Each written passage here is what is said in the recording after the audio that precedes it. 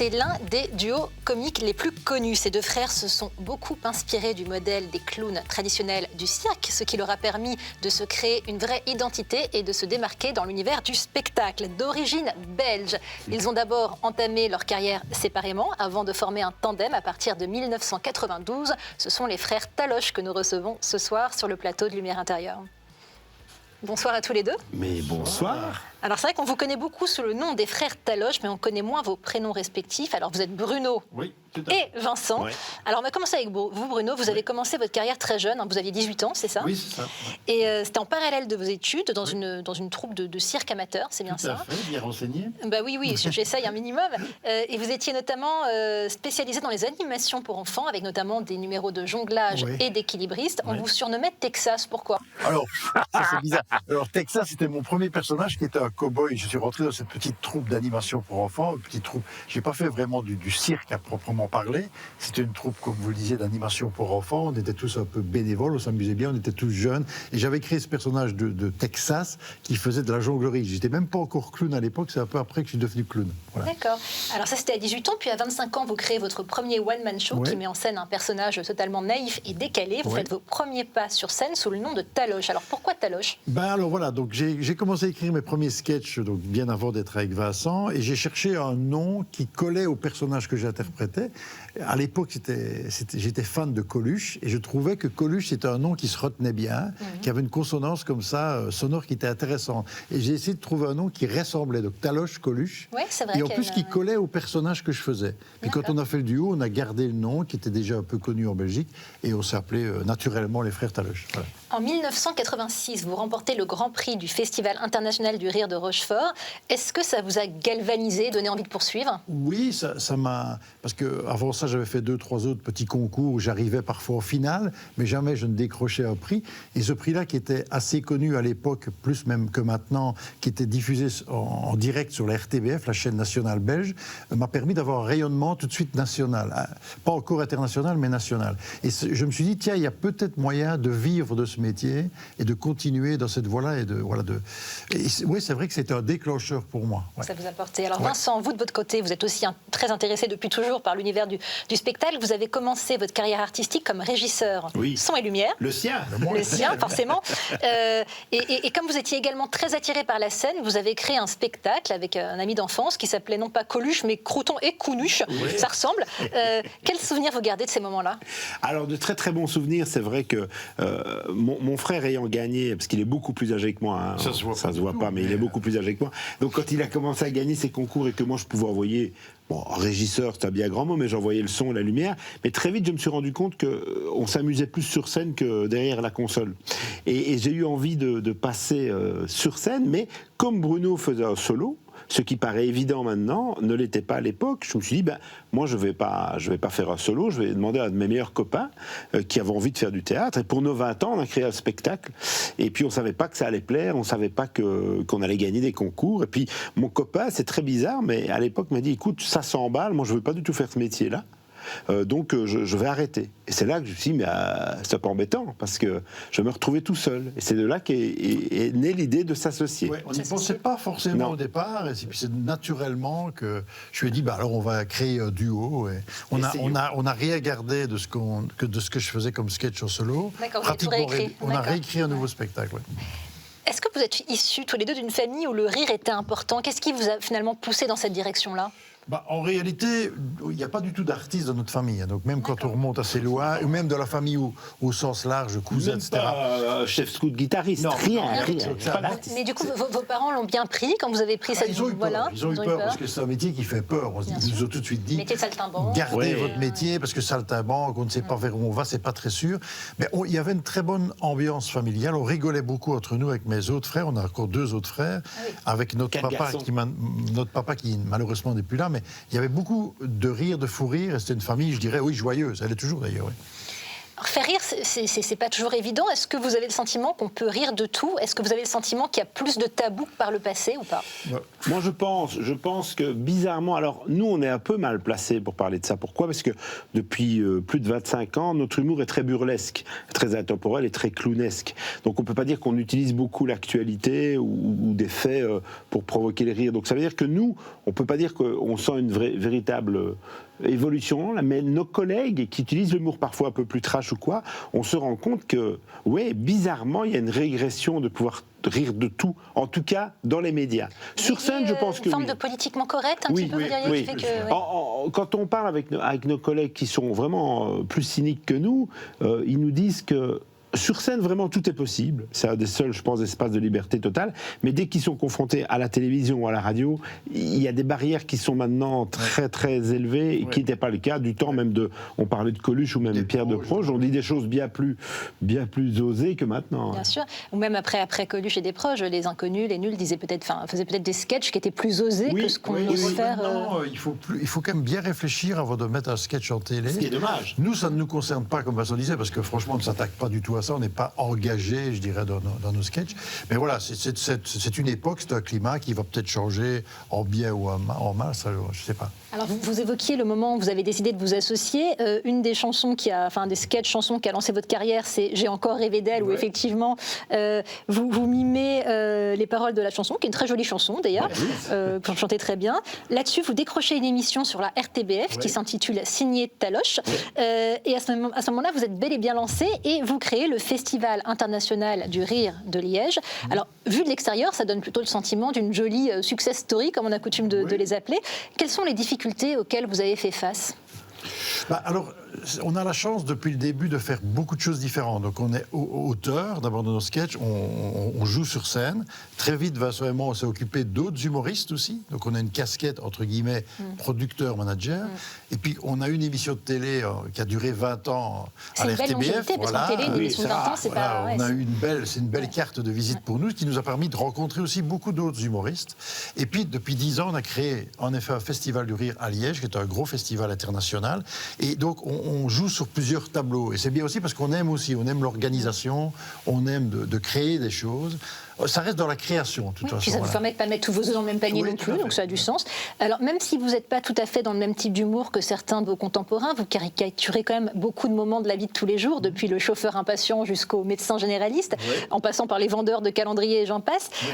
D'où vous vient votre inspiration? Vous observez beaucoup les gens autour de vous? Comment ça se passe? Oui, je pense que c'est comme tous nos confrères, oui, c'est de l'observation, c'est le quotidien, c'est qu'on est tous inspirés par le quotidien. Là, on a fait dans le nouveau spectacle, il y a un sketch qui parle un peu des pilotes d'avion qui sont complètement déjantés, mais ça nous est venu parce qu'on prend souvent l'avion pour notre métier, et puis on s'était toujours dit, mais en fait, les stewards qu'on regardait, si ça se trouve, ils rêvent d'être pilotes, mais on ne le sait pas. Et ça nous a donné une idée de sketch. Les Gilets jaunes nous ont donné une idée de sketch burlesque, un cours d'histoire. En fait, c'est le quotidien. C'est le quotidien. Oui. Alors, votre nouveau spectacle, on va regarder tout de suite la bande-annonce. Il s'appelle, vous l'avez évoqué, il s'appelle Mise à jour. Oui. On regarde tout de suite ensemble la bande-annonce.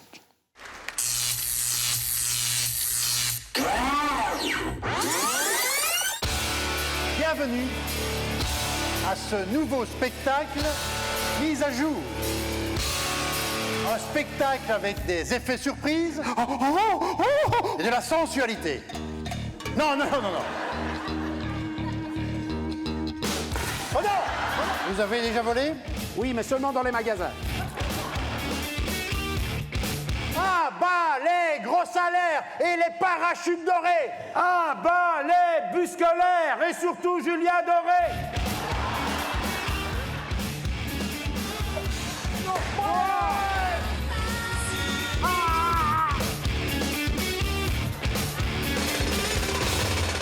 Vincent et moi, on va vous mimer une chanson. Oui. On va s'aimer. Libérer Mandela. Il est mort, hein, Mandela. Hein? Libérer Mitterrand. Libérer Mitterrand.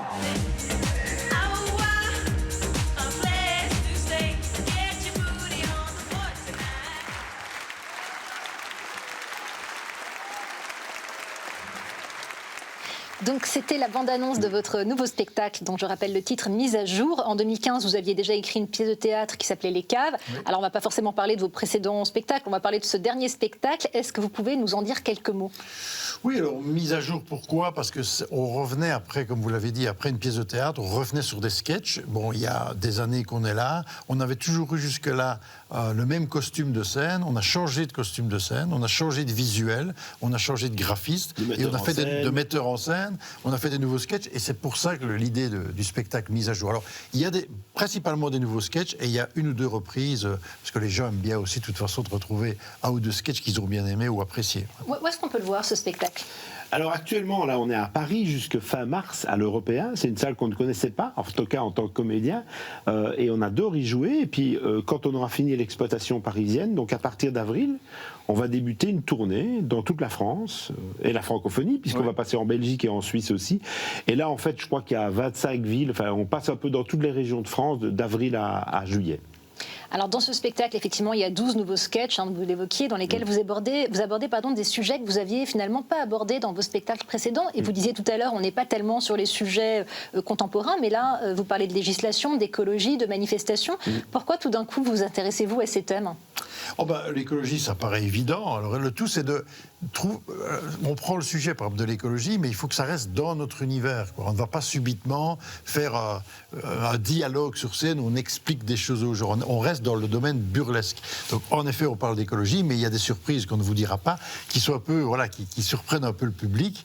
Même chose pour, par exemple, les Gilets jaunes. On a tourné ça à notre manière. C'est pas revendicateur. Non, c'est une image burlesque et clownesque des manifestations et des Gilets jaunes, sans pour ça se moquer. On se moque de nous-mêmes d'abord. On dit souvent, et je reprends cette phrase qui n'est pas de nous, mais qui est Louis de Funès, qui est un de nos modèles. Louis de Funès disait, vous savez, quand on lui parlait de ces films qui étaient juste drôles, mais qui n'avaient peut-être pas de message, il dit, vous savez, je n'ai qu'une prétention, c'est de vouloir distraire. Et en soi, c'est déjà très prétentieux.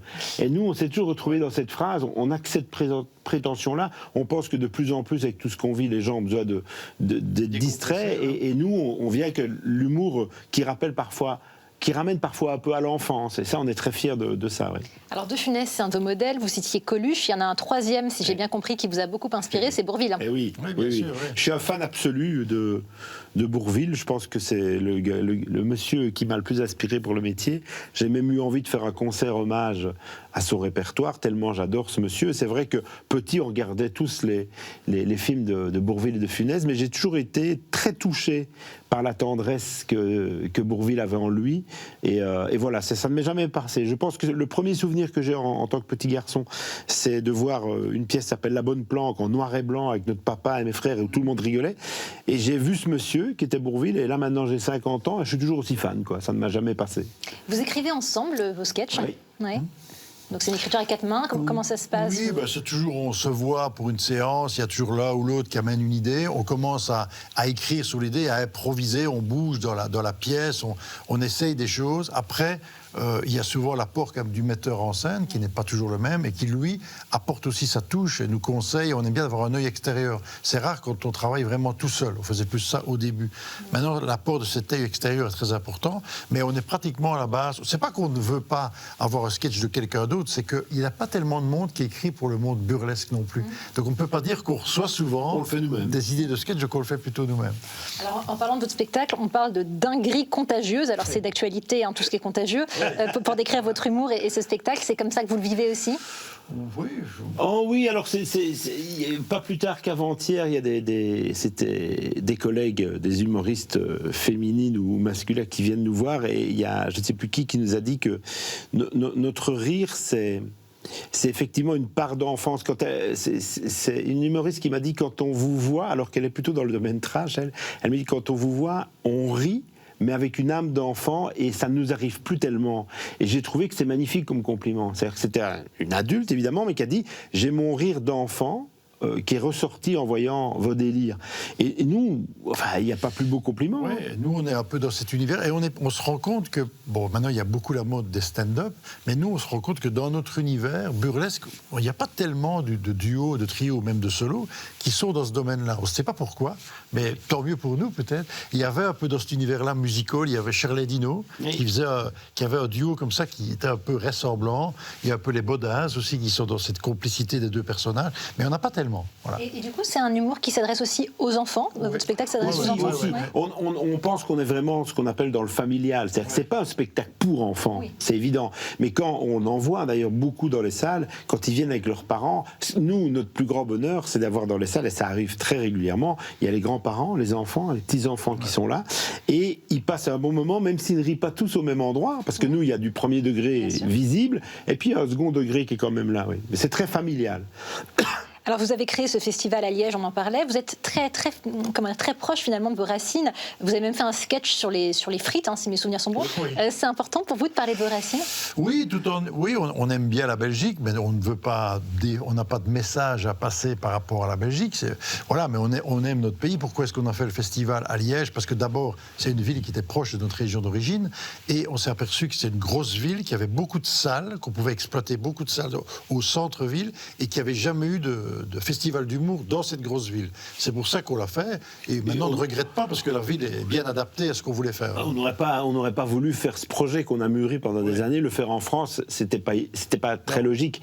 Et c'est vrai que grâce à une ville comme Liège, ce festival est devenu un des plus grands de la francophonie, donc on est ravis, parce qu'on l'a rêvé, ce festival, on y travaille beaucoup, ça nous prend pratiquement maintenant une moitié d'année à le monter, mais c'est une belle entreprise quoi. Ouais. Merci à tous les deux. Alors, je vais vous proposer quelque chose qui risque d'être douloureux puisque je vais vous séparer mais si, pour un court instant. Pour un court instant et pour une expérience tout à fait inédite. Vous allez voir, je ne vous en dis pas davantage. Vous restez avec moi, Bruno. Moi, je reste et voilà, c'est vous qui allez. Vous allez revenir. On va partir tous les deux en réalité. Oui, Bruno, on va vous laisser tout seul sur le plateau. Vous allez voir. Je vais essayer de ne pas me disputer avec moi-même. C'est ça va bien se passer. À tout de suite. D'accord.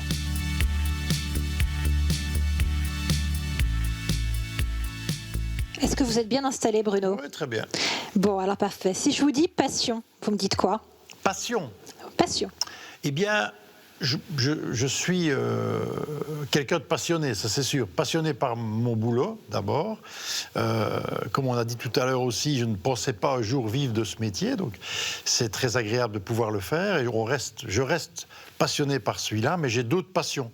Par exemple, je suis un passionné de sport et surtout de golf. Et le mot passion correspond bien aussi au mot golf pour moi. Voilà. Vous en faites beaucoup du golf ? Oui, beaucoup, depuis 23 ans ou 24 ans. C'est quelque chose qui est rentré dans ma vie et ça me fait beaucoup de bien psychologiquement et physiquement.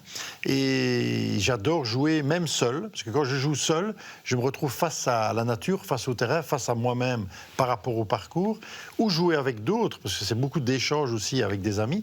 Donc les deux me plaisent bien. Ouais. Qu'est-ce qui vous séduit particulièrement ? C'est la beauté du geste ? C'est quoi ? D'abord, la beauté du geste, le calme, parce que la beauté des endroits, parce que c'est toujours des très très beaux endroits, la difficulté de se retrouver face à ce terrain, il faut rester calme, il faut rester zen. Si on s'énerve, ça ne va pas du tout. Et quand on joue, enfin en tout cas moi quand je joue, j'oublie vraiment tout le reste, donc ça me ressource. Alors là on parle de jouer au golf, je vais revenir au fait de jouer sur scène. Après 25 ans sur scène, est-ce que vous aimez toujours autant votre métier ? Oui, toujours. Évidemment, il y a des difficultés, mais par rapport plutôt aux joies que ça apporte, il y a peu de difficultés. Il y en a bien sûr comme dans tous les métiers, mais c'est quand même génial de faire rire les gens. Donc il y a toujours cette angoisse de ne peut-être pas y arriver quand on crée un nouveau spectacle ou un nouveau sketch, mais autrement il y a ce plaisir les gens vous renvoient ça tout de suite. C'est encore plus instantané qu'un chanteur. Un chanteur, il fait sa chanson et après les gens applaudissent. L'humoriste, dès qu'il commence, souvent et heureusement, il y a les rires des gens qui vous portent. Et ça, c'est une joie terrible, plus tout ce que les gens vous disent après. Ils viennent vous trouver après le spectacle et ils vous disent, ou ils vous mettent des petits mots sur le site, ou des petits messages où ils vous disent vous apportez du bonheur aux gens, vous m'avez fait oublier mes problèmes. Et ça, c'est très touchant, très touchant. Comment vous décririez cette joie? C'est quelque chose qui vous rassure, quelque chose qui vous comble, quelque chose qui vous remplit? Oui, c'est ça, ça fait plaisir parce que même des choses qu'on ne se doute pas. Je me rappelle qu'une fois, une dame m'a dit, ben voilà, mon père est à l'hôpital, il ne va pas bien, et on lui a mis le DVD de votre spectacle, et pendant 1h30, il a ri. Nous, on n'imagine jamais, quand on fait un spectacle, que les gens sont en train de le voir dans des situations personnelles difficiles. Et ça, on s'aperçoit qu'on apporte un plus et des mouvements, des retours positifs à pas mal de gens. Et c'est chouette pour nous. Il y a peu d'autres métiers comme ça, quoi. Alors, on parlait tout à l'heure de votre duo avec votre frère. Vous vous entendez toujours bien, malgré toutes ces années passées ensemble? Oui, ben c'est ça. On nous pose souvent la question. En réalité, il y a 28 ans qu'on travaille ensemble et les gens ne nous croient pas souvent, mais on ne s'est jamais engueulé. Donc, on n'est pas toujours d'accord, mais on a une belle complicité, aussi bien sur scène qu'en dehors. On discute de beaucoup de choses, on prend des décisions, les décisions communes importantes pour le métier, on les prend toujours ensemble. Et on fait aussi des choses séparément, ce qui nous permet d'avoir une espèce d'indépendance, je dirais, et créative et financière, ce qui est aussi important et ce qui évite peut-être aussi certaines tensions. Donc on a, je pense, un bel équilibre. Voilà. Quand on parle de passion, on pense souvent à La Passion du Christ, qui est un célèbre film de Mel Gibson. Vous l'avez vu, ce film? Non, je ne l'ai pas vu. J'en ai entendu parler, mais je ne l'ai pas vu. Ça vous inspire quoi quand on parle de Passion du Christ?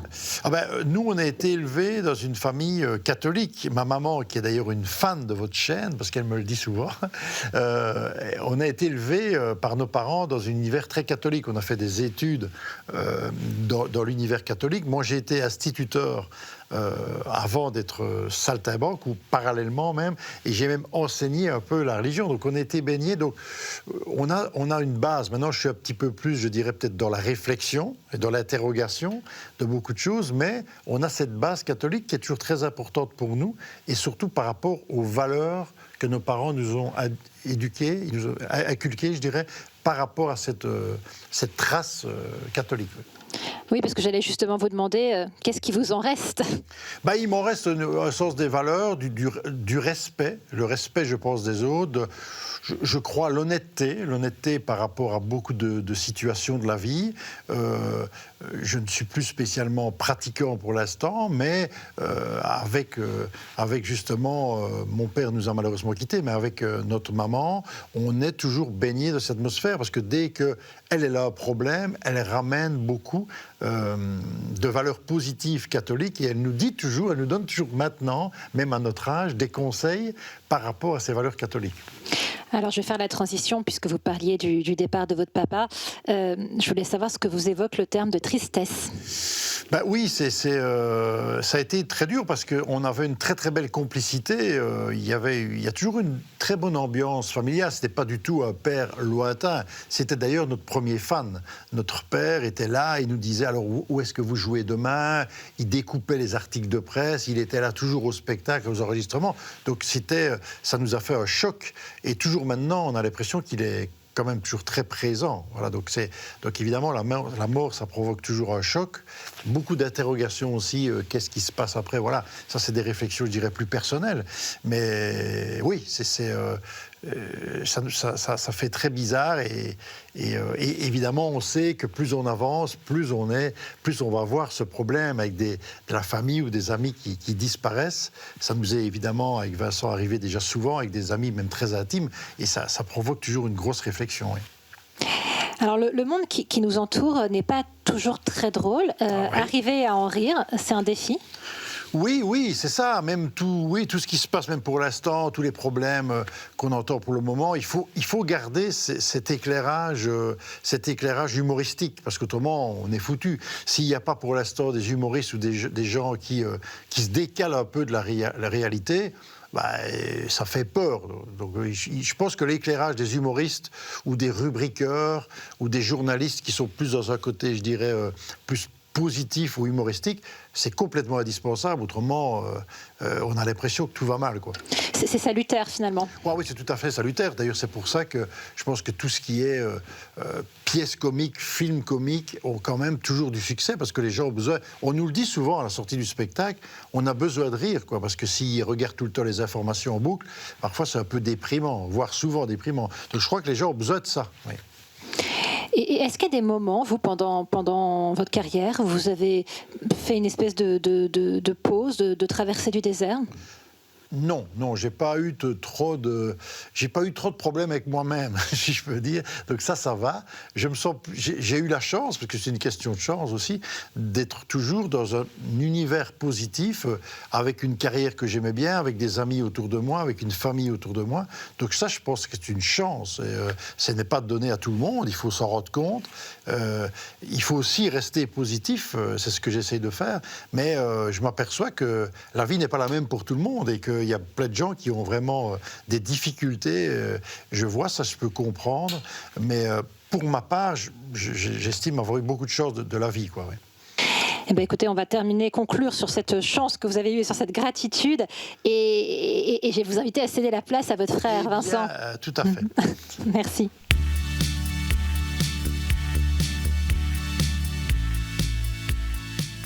Alors, je ne sais pas finalement, Vincent, si c'est plus facile de passer en premier ou en second. On va voir. On va voir. Alors, on va voir justement avec le mot parole. Si je vous dis parole, qu'est-ce que vous me dites ?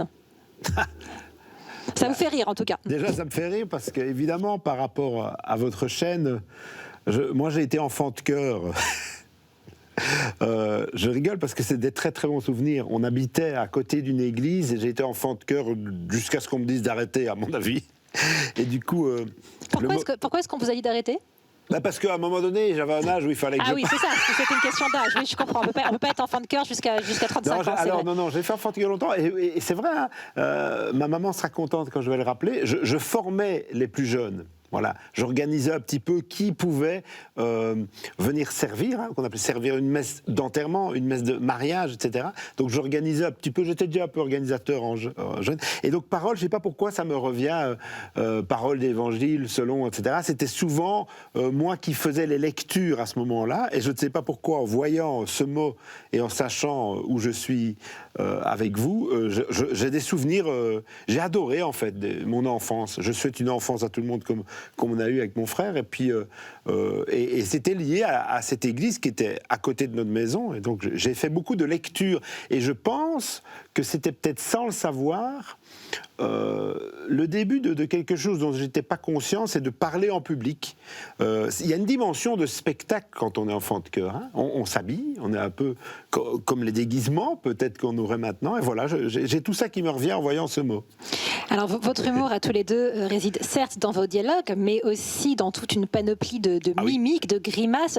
C'est vrai que c'est pas rare de vous voir présenter un sketch finalement sans aucune parole. Oui. Est-ce qu'on peut communiquer sans parler ? D'ailleurs, est-ce qu'on ne communique pas mieux sans parler ? Alors moi, je pense que oui. Alors si on doit vraiment parler... Une petite parenthèse sur le travail du duo. Oui, c'est vrai qu'on parle, parce que parfois on dit « Ah, les taloches, c'est des mimes ». Non, on utilise un peu de technique de mime, mais on n'est pas des mimes, on n'est pas les mimes Marceau. On parle pas mal, mais c'est vrai que c'est secondaire. Et pour répondre à votre question, moi je pense qu'au contraire, on n'est pas obligé de parler tout le temps pour communiquer. On le prouve avec notre spectacle, on le prouve avec beaucoup d'attitudes physiques et les regards. Je trouve qu'on peut communiquer avec les gens, je trouve qu'en regardant les gens, on peut leur faire... passer beaucoup de messages, que ce soit agressif, que ce soit tendre, que ce soit drôle. Et donc moi, je pense au contraire que parfois les gens parlent trop. Alors justement, vous parlez pas toujours pendant les spectacles, il y a des silences. C'est important de dire, c'est aussi important parfois de ne pas dire. Ils ont quel sens, ces silences ? Alors dans le spectacle, le silence, on va dire que c'est un peu plus technique. Ça veut dire que vous savez, quand vous faites un gag ou que vous faites une vanne, comme on emploie ce mot de plus en plus, le temps est important. Ça veut dire qu'avec mon frère, par exemple, on a un duo de clowns, comme vous l'avez compris, mais quand il se passe un gag, le fait de regarder mon frère, de ne surtout pas parler et de capter son attitude va provoquer le rire du public. Alors que si on enchaînait les gags sans ce silence qui est hyper important, le même gag fonctionne pratiquement plus.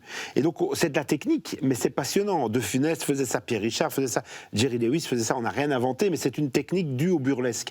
Et le temps, le silence dans notre duo est très important, même si c'est une fraction de seconde, c'est ce qui crée l'efficacité. Et le rythme. Alors quand on parle de parole, il y a certes la parole humaine ou le silence humain, et puis il y a aussi l'idée de parole divine. Oui. Alors la parole divine m'inspire moins que quand j'étais enfant de chœur. C'est peut-être les années qui ont fait ça, mais c'est comme je dis toujours, hein, mon frère et moi, on est peut-être plus pratiquants, mais on est restés croyants. Et moi, de nouveau, je reviens sur des paroles, effectivement. J'ai tellement lu, quand j'étais enfant de chœur, des textes, j'ai tellement écouté aussi, que je pense, comme toujours dans ces cas-là, il vous reste quelque chose. Mais je ne sais pas le définir.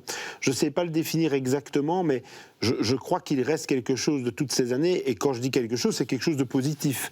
Et donc la parole divine, je ne peux pas dire que je l'utilise ou que j'y réfléchis tous les jours, mais en essayant de vous répondre, je suis en train de me dire que tous ces textes qui approchaient plus la parole divine que ma parole actuelle doivent avoir laissé des traces qui, je pense, sont toujours là et doivent être importantes, oui. Alors vous aussi, vous avez le droit à un second mot. Ce second mot, c'est exigence. Oui, alors j'aime bien ce mot parce que j'ai visiblement un défaut. Enfin non, j'en ai pas qu'un. J'en ai un défaut qui est devant moi quand je lis le mot, c'est que je suis très exigeant. Alors il paraît que c'est pas un défaut, mais à un certain niveau ça peut l'être. C'est-à-dire je ne suis jamais très content, je suis très méticuleux, je pense que je suis maniaque, voilà en gros. Et donc pour les gens qui m'entourent, c'est pas toujours facile parce que, de nouveau, je sais pas pourquoi je repense à quelqu'un comme Louis de Funès, mais qui était dans son travail extrêmement exigeant. Ce n'était pas un problème de mauvais caractère ou de malveillance, il était exigeant à un niveau incroyable envers lui-même, et donc automatiquement il demandait aux gens qui étaient dans son entourage de l'être. Moi j'ai un petit peu ce problème, c'est que j'ai toujours l'impression que je ne le suis pas assez, or on me reproche de l'être trop. C'est voilà, la question que j'allais vous poser, est-ce que vous vous trouvez exigeant avec vous-même ? Ah oui. Ah oui, je suis très dur avec moi-même. Je suis très très dur avec moi-même, je le vis bien, hein, je ne le vis pas du tout, je sais que je suis très exigeant avec moi-même, j'ai toujours l'impression qu'il y a moyen de faire mieux. Je suis très rigoureux, voilà, c'est exigeant, ça me correspond bien ce mot. Est-ce qu'il vous, oui, c'est choisi à dessein, est-ce qu'il vous arrive de douter ? Ah bien sûr, parce que on peut être très exigeant et douter. Oui, moi j'ai l'impression que les gens pensent que je suis toujours très sûr de moi, mais évidemment non. J'ai des doutes, mais à un moment donné, je sais que j'arrive à trancher très facilement sur une décision. Et peut-être que j'aurais eu tort, mais je suis quelqu'un voilà, moi j'ai l'impression que le gris clair ne me correspond pas. J'ai une réponse qui va être blanche ou noire, oui, non, entre les deux, c'est pas ma spécialité, moi. Alors les gens qui me connaissent et qui travaillent avec moi ont l'habitude de ça. Et que je peux être très sûr dans une réponse et avouer que je me suis trompé. Mais exigeant, oui, ça ne passe pas avec les années. Alors ça passe sans doute d'autant moins qu'il faut se réinventer quand on monte sur scène. Oui. Est-ce que c'est difficile de se réinventer après 28 ans de scène ? Alors oui, c'est difficile, mais c'est qu'on crée un nouveau spectacle, on se demande si ça va être difficile ou très difficile. Parce qu'il y a une grande différence entre difficile et très très difficile. Et pour l'instant, notre chance, c'est qu'avec mon frère, quand on s'est installé pour créer un nouveau spectacle, comme vous le dites, après 28 ans, on a un peu fait le tour des thèmes, on a un peu fait le tour des techniques aussi, et du coup, c'était pas évident, et très vite, et ça c'est souvent une bonne piste pour nous, c'est qu'on s'est amusé quand on s'est parlé des thèmes. Si on arrive à s'amuser l'un et l'autre après 28 ans, c'est plutôt bon signe. Et donc, le nouveau spectacle n'a pas été laborieux du tout, donc ça n'a pas été difficile, non. Mais peut-être que le prochain le sera, je ne sais pas. Alors, dans ce nouveau spectacle, il y a des jeux de mots, c'est relativement nouveau. C'est vrai qu'on vous connaît plutôt pour l'aspect visuel. Oui. Vous avez voulu apporter autre chose, justement. On parlait de se réinventer. Alors oui, c'est-à-dire qu'on a appelé notre spectacle Mise à jour, et je me rappelle très bien quand on a trouvé ce titre, on était dans un train, et j'ouvrais mon ordinateur, et puis comme tout le monde maintenant, vous savez, on vous propose la mise à jour de votre logiciel. Et j'ai trouvé que c'était un super titre de spectacle, et ça correspondait à notre duo. Pourquoi ? Parce qu'un logiciel, on le met à jour, mais on ne le remplace pas. On le perfectionne en le mettant à jour. Et nous, notre duo, on s'est dit, on ne va pas remplacer l'ADN de notre duo. Tout à coup, on ne s'est pas dit, les frères Taloche vont faire du stand-up, du trash, de la revue politique, pas du tout, mais on l'a remis à jour en gardant, et c'était important pour nous, l'ADN. Donc ça veut dire qu'on ne veut pas tout à coup succomber à la mode qui est un peu très différente de notre style d'humour, mais c'est pas grave. Nous on s'est dit voilà ce qu'on sait faire depuis pas mal d'années, voilà ce qu'on aime faire, et en tout cas c'est là-dedans qu'on est le plus sincère. Et en tout cas c'est là-dedans qu'on vous aime, qu'on aime vous voir. Merci beaucoup d'avoir joué le jeu. À tout de suite.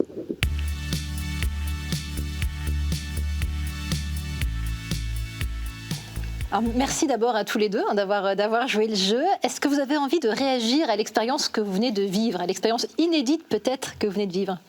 On en parlait il y a 2 secondes. Je crois que c'est une des premières fois qu'on réagit seul. Qu'on réagit seul. Qu'on parle tout seul devant personne. Oui, et séparé, et avec l'envie de répondre à quelque chose de plus personnel. Ouais. C'est rare. Parce qu'en général, vous prenez toujours la parole tous les deux, c'est ça? Oui, on fait comme on fait là. Le duo, c'est ce qui fait quelque part aussi la force de notre duo. Le duo est un vrai duo, on n'est pas un faux duo. Et donc...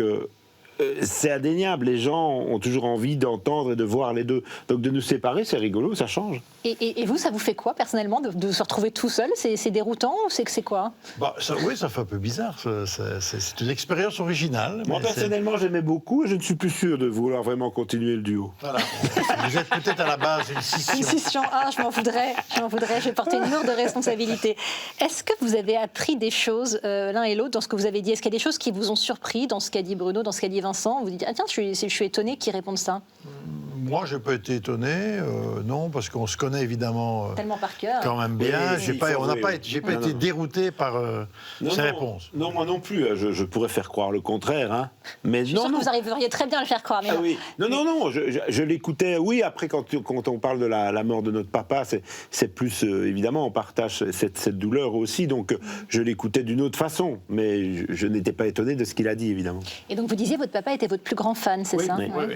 Déjà, même quand j'étais en solo, il venait voir, il participait, il aimait ça. Il se voyait un peu à travers nous, et quand on a fait le duo, tout de suite, il a été, avec quand même la crainte, vers où vont-ils, qu'est-ce qui va se passer, c'est un métier saltimbanque qui fait peur, mais il était même plus acharné que notre maman. C'est vrai, il savait où on allait, ce qu'on faisait, il n'hésitait pas à venir nous voir, même mes parents ne voyageaient pas beaucoup, et ils venaient, par exemple, à Paris, voir, donc, ce qu'ils faisaient jamais. Juste pour vous voir. Mais, alors, je vous demandais si vous aviez été surpris, est-ce que vous arrivez encore, à l'heure actuelle, à vous surprendre? Ça devient difficile. Oui, ça devient difficile. On s'amuse parfois un peu sur scène, effectivement. Je peux le faire rire parce qu'il a vu que j'ai fait une attitude différente. On peut se faire rire parce qu'on a entendu peut-être la même chose. Un rire bizarre d'un spectateur, ça peut nous faire marrer, ça, voilà. Mais il faut, vous savez, après 28 ans de complicité, surprendre l'autre, ça devient compliqué. Alors, quel est votre plus grand défaut? C'est pas vous qui allez répondre pour vous, mais c'est votre frère. Alors, Bruno, quel est le plus grand défaut de Vincent? Et après, on lui posera la question vous concernant. Le plus grand défaut, il a parlé de ça, donc il est tout seul, il est exigeant, donc ça peut être pris comme un défaut, une qualité. Donc moi, j'ai pas trop de problème avec ça. Vous trouvez que vous êtes moins exigeant qu'il ne l'est? Je suis un peu plus en retrait, peut-être, oui. Plus détendu? Peut-être, je sais pas, ou c'est peut-être une fausse détente, mais... Oui, autrement, un autre défaut, non. Après, on va peut-être parler des qualités, mais ce qui est bien, c'est que ce qui fait la réussite, je pense, d'un duo, même s'ils ne sont pas frères, ou d'un groupe, c'est quand même on le dit souvent, qu'il y ait les bases doivent être là communes, parce que s'il y a un défaut de l'autre qui prend vraiment le pas, c'est pour ça qu'il y a des scissions dans des groupes ou même dans des duos. On connaît des duos qui se sont arrêtés parce qu'ils avaient vraiment... Nous, on n'a pas ce problème-là. Donc même s'il a des défauts, ou moi j'ai des défauts, ça n'a pas pour l'instant fait naître des scissions entre nous. Voilà.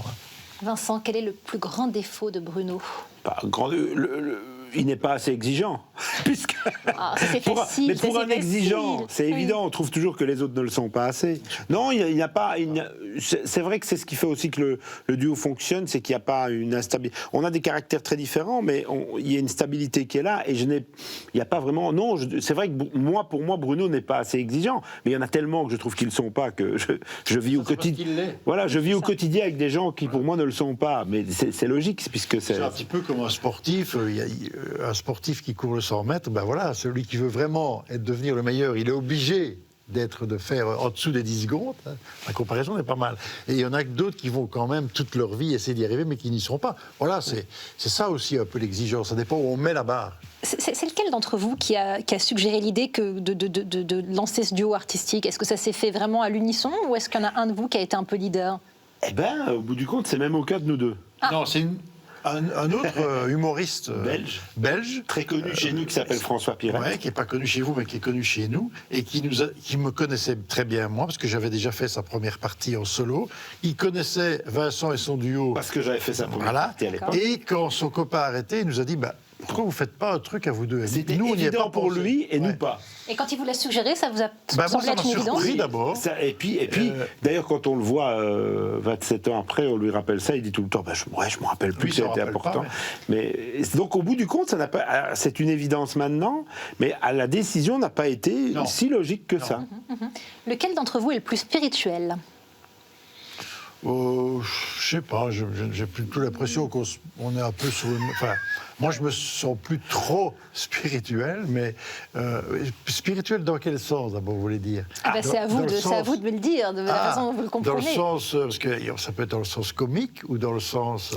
Je ne pense pas que c'est dans le sens comique que vous posez la question. Moi, je suis plus trop dans la spiritualité, un peu, mais... Oui. Moins. Moins que vous ne l'étiez. Oui, je pense. Et toi, tu n'as pas répondu. Moi, je pense que tu l'es plus que moi. Okay, Donc, vous vous trouvez plus drôle et vous le trouvez plus spirituel, comme ça, voilà. C'est clair. Là, c'est clair pour le coup. Avec quel artiste est-ce que vous aimeriez travailler éventuellement dans l'avenir? Alors, nous, ça, on va peut-être tomber d'accord. Je ne sais pas si on est d'accord. Moi, je pense à quelqu'un, mais évidemment, c'est complètement inaccessible. Oui. C'est Mr Bean. Oui. Voilà, ça, pour nous, c'est une référence. Oui. Parce que c'est un gars qui fait rire sans parler, ou avec du grommelot. Et ça, pour nous, c'est le sommet du rire. Alors, il est un petit peu moins peut-être dans l'actu pour l'instant, mais dès qu'on a vu ces capsules et ces films, on se dit, si on pouvait travailler avec un type comme ça, ou si on pouvait le faire venir à notre festival, ça pour nous c'est le top. Voilà. Moi je rajouterais que j'adorerais un jour avoir, avec un compatriote, avoir une scène, pas grand-chose, une scène dans un film, c'est de donner la réplique à Benoît Poelvoorde. Alors vous parlez de films, est-ce que vous avez des projets cinématographiques justement? Alors non, ça c'est quelque chose qu'on n'a pas souvent abordé. Un petit regret peut-être. Un petit regret, oui. Il n'est pas trop tard. Non, il n'est pas trop tard, mais c'est vrai que c'est un métier très différent d'une autre. On a eu une expérience commune à Astérix, on a eu un rôle auprès de Catherine Deneuve. Un petit rôle. Et puis moi j'avais eu la chance de participer à un film que Michel Bougenat a réalisé, qui s'appelle Le Cœur en braille, où là j'avais 13 jours de tournage, c'était en solo là par contre. Et moi j'ai adoré l'expérience, parce que moi je suis très curieux, j'ai envie de faire plein de choses, et donc du coup je me suis rendu compte que le cinéma était beaucoup plus exigeant que le spectacle vivant, et je me suis dit mais en fait c'est vraiment un truc pour moi. Parce qu'on a le temps, on peut aller dans le détail. Un spectacle vivant, on est toujours un peu plus précipité. Et du coup, faire la scène autant de fois que nécessaire. Ouais, moi j'aime bien moi ça. Le montage, tout ça m'intéresse. Donc je me suis dit tiens, ça correspondrait très très bien à une envie. Alors pourquoi pas? Mais je pense en tant que réal là d'un court métrage ou quoi, j'aimerais bien maîtriser tout ça. Alors j'avais envie de vous demander comment est-ce que vous vous ressourcez le mieux. Vous m'avez un peu répondu Bruno avec le golf. Vous Vincent, comment? Moi c'est très simple. Je suis un fou furieux de la Corse. D'accord. Je vais 4 à 5 fois par an en Corse, chez des amis corses. Je suis le Belge de l'étape. Et c'est l'endroit où je me sens le mieux. C'est un des seuls endroits où je déstresse, où je dirais pas une deuxième famille, mais j'ai vraiment des amis là-bas. Je trouve que cette île est le plus bel endroit du monde. Et j'aime m'y ressourcer. Et voilà, c'est évidemment là, sans hésiter. Dès que je peux, j'y vais. Alors revenons au monde de la scène. Quand vous montez sur scène, juste avant, est-ce que vous avez des rituels? Oui. Oui, c'est ça. Il y en a qui boivent, il y en a qui sniffent. Mais nous, c'est pas ça.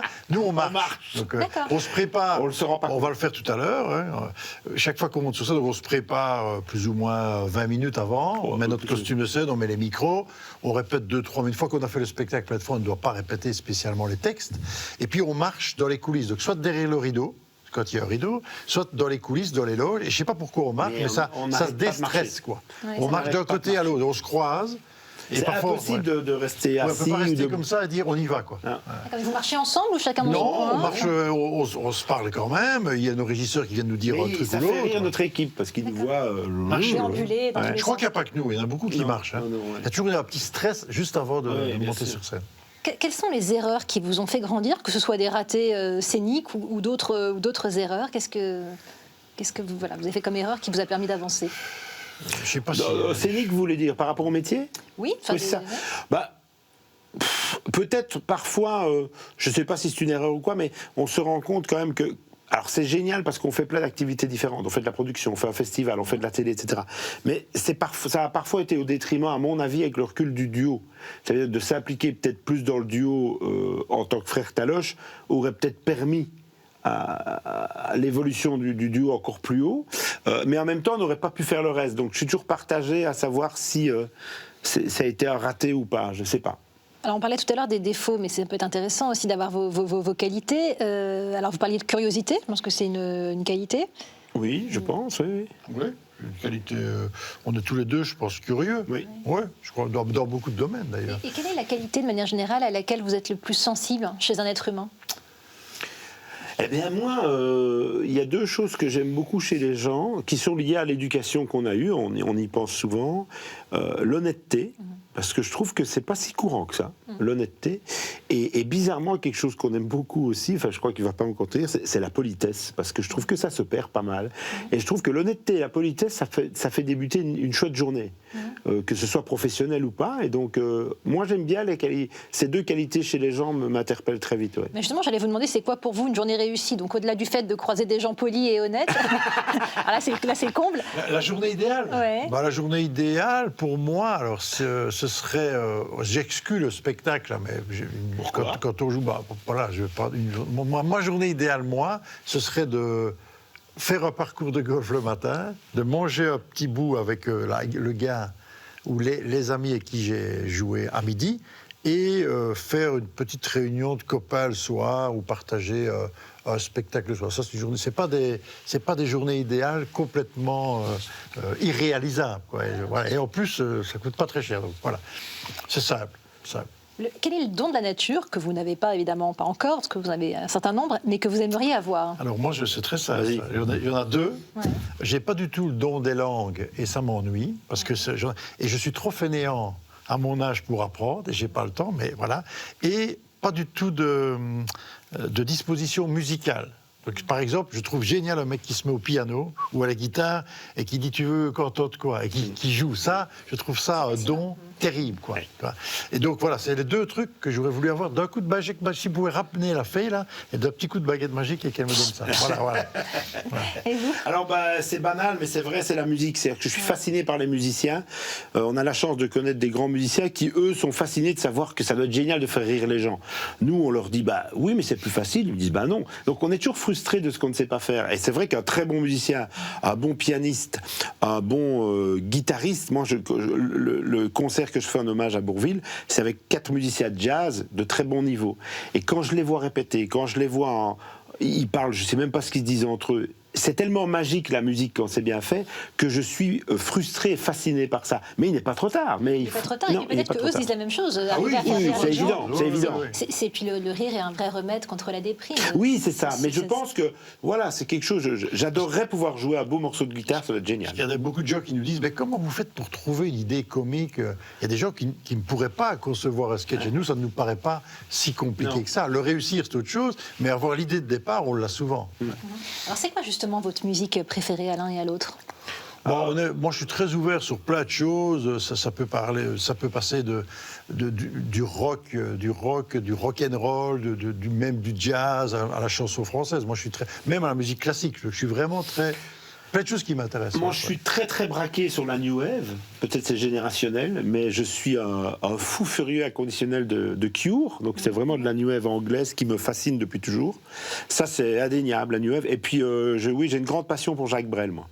Pour ce qu'il a écrit, pour ce qu'il a dit, ouais. C'est vrai qu'il a dit des choses au-delà de ce qu'il a écrit et chanté. Il a dit des choses très fascinantes. Ouais. C'est pas parce qu'il est belge, mais c'est quelqu'un qui est fascinant. Ouais. C'est vrai. Alors vous mimez beaucoup de personnages. Je ne sais pas si vous mimez des animaux peut-être, mais si vous étiez un animal, vous seriez quoi comme animal ? Moi, le seul truc que je sais imiter, c'est une otarie, mais je ne voudrais pas être une otarie parce que ça sent pas très bon. Mais qu'est-ce que vous voudrez être comme animal moi, je pense que je me verrais très bien en chien, le meilleur ami de l'homme. Moi. Et moi, en oiseau, ça doit être pas mal quand même de planer au-dessus des trucs, au-dessus des problèmes, mais au-dessus de la nature, ça va être génial de pouvoir voler, je trouve. Ouais. Alors, on me parlait tout à l'heure de Dieu, vous m'avez dit que vous avez un peu pris vos distances par rapport à la pratique, peut-être pas par rapport à la croyance. Si Dieu existe, qu'est-ce que vous aimeriez l'entendre vous dire au dernier jour de votre vie ? Alors, ce qui nous... moi, je sais. Je serais vraiment content s'il pouvait me dire pas mal, je suis fier de toi. Oui, good job. Oui, un truc comme ça, tu as bien fait rire les gens. Parce qu'il tutoie Dieu. Oui, il me tutoie, moi. Mais oui, non, c'est... Oui, s'il était content de ce qu'on a fait, ce serait pas mal, parce qu'on n'a pas l'impression d'avoir fait des choses trop négatives, on a plutôt essayé d'amener du positif. On fait un métier qu'on aime et je pense que ce que je disais aussi tout à l'heure, on amène du positif aux gens. Donc, on a de la chance de pouvoir le faire, en plus de vivre de ce métier. On s'aperçoit tous les jours que c'est une grande chose, qu'il y a beaucoup de gens qui se lèvent le matin et qui se disent, bon, allez, il me reste encore 8 heures à faire, il me reste encore, moi j'entends des gens qui me disent, il me reste encore 12 ans à travailler. C'est terrible. Oui. Et moi, nous, on ne se dit jamais ça, jamais. Donc non. ça, c'est génial. Est-ce que c'est l'essence de ce que vous faites, de se dire, ben voilà, j'apporte du positif aux gens? Est-ce que c'est ça qui vous motive, qui vous stimule, qui vous porte? Alors, on aime ce qu'on fait. Oui, on aime ce qu'on fait. Alors souvent, honnêtement, je pense qu'un artiste qui dit le contraire, il fait peut-être un petit mensonge, parce qu'on est évidemment ravis de donner du plaisir aux gens quand on fait de l'humour, mais je pense qu'un artiste le fait d'abord pour lui. Et nous, on rêvait de faire ce métier parce que c'est un métier qui nous fascinait. Et c'est vrai qu'on a pris conscience, dans un second temps, qu'on faisait du bien aux gens, que ce soit des gens malades ou des gens qui n'étaient pas bien ou quoi, mais au départ, c'est plus égoïste que ça. Ouais. Donc c'est chouette de pouvoir se dire qu'on a réussi à faire quelque chose qu'on aimait, et on a la chance, et comme Bruno l'a dit, c'est quand même très rare de quelqu'un qui pourrait dire c'est le métier que je rêvais de faire. On le fait, et qu'en plus, c'est un métier positif, donc on n'en peut pas se plaindre. Même quand on a la chance de faire un métier qu'on aime, ce qui est votre cas, il y a peut-être des moments, des jours où on a plus ou moins le moral, parce que la vie, elle est faite de haut et de bas. Bien sûr. À quoi est-ce que vous vous rattachez dans ces moments-là pour garder la foi, pour garder l'enthousiasme, pour garder l'humour? Bon, ce qui est sûr, c'est que, et encore plus peut-être maintenant qu'il y a 20 ans, rien n'est jamais acquis dans notre métier. Ça veut dire qu'il y a des gens qui croient que parce que vous faites de la télé, ou parce que vous êtes connu, ou un peu de succès, que c'est acquis maintenant. Et en plus, nous, on pense que ça va aller de plus en plus vite. Donc on pense que les jeunes humoristes vont avoir une carrière plus courte. Je pense que des gens qui auront 30, 40 ans de carrière sera plus rare. Parce qu'il y a cette immédiateté maintenant de la société et ce changement permanent. Nous, on nous apprend tout le temps, tiens, maintenant, il y a un jeune humoriste que nous, on ne connaît pas. Donc, si nous, on ne le connaît pas, beaucoup de jeunes, qui émerge et qui devient très vite connu. Il y avait moins ça il y a 30, 40 ans d'ici. Donc, nous, on estime que ça va aller de plus en plus vite. Et donc, voilà, c'est une difficulté à prendre en compte. Et on doit rester tout le temps, même maintenant, dans la créativité. Il faut qu'on ait un nouveau spectacle, on travaille sur des nouveaux projets. Autrement, on disparaît. Inventer en permanence. Et du coup, comment vous vivez ce doute d'être challengé par concurrencer? On relativise un petit peu, peut-être avec les années maintenant d'expérience, on relativise un petit peu, effectivement, de se dire, oui, le métier change, c'est plus le même qu'avant, on était beaucoup moins nombreux dans l'humour à l'époque, c'est comme ça, mais on a toujours eu cette force, je pense, Bruno et moi, c'est de ne jamais être aigri, parce qu'on en a vu beaucoup autour de nous, le devenir dans nos métiers, parce que le succès n'était plus au rendez-vous, parce que ceci, parce que cela. Et je trouve que l'aigreur est quelque chose qui m'attriste le plus, en tout cas, je rêve de ne jamais l'être. Donc on a cette distance de se dire, on doit être conscient de la chance déjà qu'on a, et ça enlève déjà beaucoup d'aigreur. Hein. Ouais. Est-ce qu'il y a une question qu'on ne vous a jamais posée et que vous rêveriez qu'on vous pose ? On nous a posé beaucoup de choses. Ouais, j'ai posé beaucoup de questions. Non. Moi, j'ai pas vraiment de questions qu'on voudrait qu'on me pose. On peut pas dire qu'on attend tous les interviews en nous disant souhaitez qu'on nous pose cette question-là. La question que vous posez, j'y réfléchis. Comme quoi, je n'ai pas de nom. Moi, j'ai pas vraiment un truc qui me vient à la tête. Non, comme ça, non. Alors, si on a fait le tour de toutes les questions, on va saluer votre maman. Oui, voilà. Oui, on peut dire à la caméra. À quelle caméra, toi, tu pensais là, je pensais là, je pensais là. Et donc, non, maman, j'espère que tu... Parce que vous savez, c'est important que notre maman soit fière de nous. Ah ben bien sûr. Ah, c'est très important. Alors, là, celle-là, dit, alors j'espère que tu ne t'es pas endormi pendant que Bruno parlait. Normalement, ma voix porte plus, donc tu as dû peut-être m'entendre et j'espère que tu es fier de nous, parce que si on fait ce métier, c'est aussi pour que tu sois fier de nous. Voilà, et Vincent a tout dit, et donc... Tais-toi. C'était la séquence émotion. Merci à tous les deux en tout cas.